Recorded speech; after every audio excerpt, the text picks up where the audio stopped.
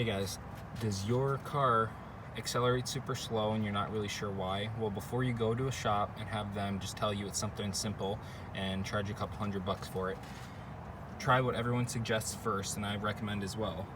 Find your air box. For me, it's right here. It's been taken out, so this is what it looks like. If I take out these clips, you can see the little orange, that's my air filter. So locate your air filter, see if it's clean, clean it out. If it's clean, put it back properly. Next thing to do, there's a little tube that'll connect up here just to let the air through.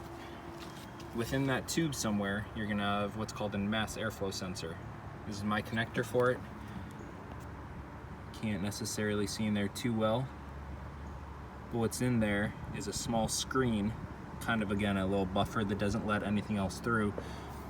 But there is a tiny, tiny little sensor in there that if it gets even the slightest bit dirty, it's going to tell your engine computer, hey, don't let as much air through.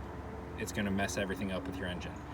Go ahead and get the proper spray and try spraying that down. See if that helps you. If your engine is still getting bogged down, a third thing you can try, and this is what was the problem in my case.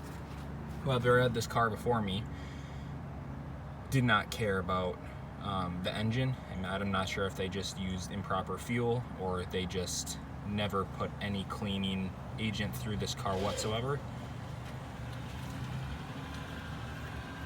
But this is where your throttle body sits.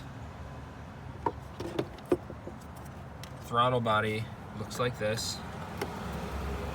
Basically what it does is it controls how much air goes into the engine to get burned up. So I'm going to see if I can lift part of this up with my finger. You can see I can press that plate a little bit, and there is resistance obviously. It is ever so slightly opened for when your car is idling to let some air in for the combustion process. But basically when you press down on the pedal to go faster, it sends a signal from your pedal right here. The electronic component in here is gonna get controlled with the ECM and decide how much air to let through. If your part is ever bad, you know, you're gonna have to get a new part if that plate just isn't lifting up or whatnot. But sometimes there's a reason for it. In my case, I'm not sure how well you can see. You can see that it's silver now. You can see the gold color of the plate. That was 100% black before, caked on with carbon, both sides. And I did multiple sprays with carburetor cleaner.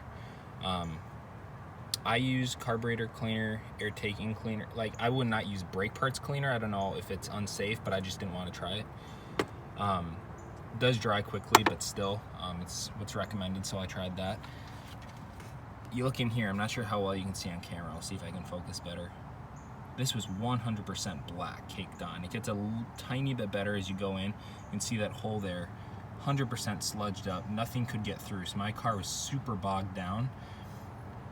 So what I'm going to try next, after I've wiped this down, I'm going to reassemble all this and go ahead and put a few cans of, maybe just one can of seafoam through, run it with some seafoam and let it clean out the cylinders, let it clean out the intake here and the throttle body, and see how much of this I can get wiped out. Super important though, just make sure that you're always taking care of your engine, not just the gas you put in it, but just realizing how much like the air intake, like air. It's not just air that comes through here. There's stuff that gets recirculated. There's exhaust gas that gets recirculated with the EGR valve here, gets reburned.